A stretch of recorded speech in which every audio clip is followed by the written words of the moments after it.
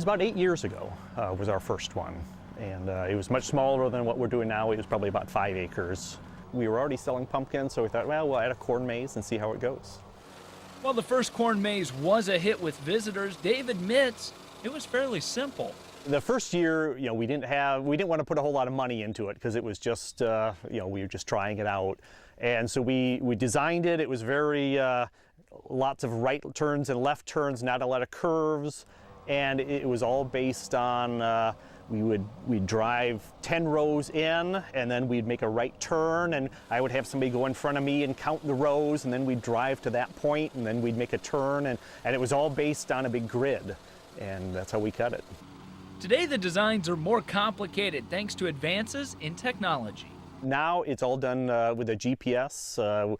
We go around the cornfield and get the circumference of it, and then we design the maze on the computer, and that gets translated into GPS coordinates.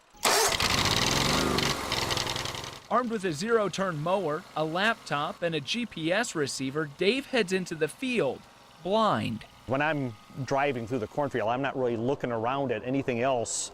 I'm just looking at the screen. So it looks a little crazy when you're out there because you're not looking around. There's just a guy staring at a computer screen, just following the paths.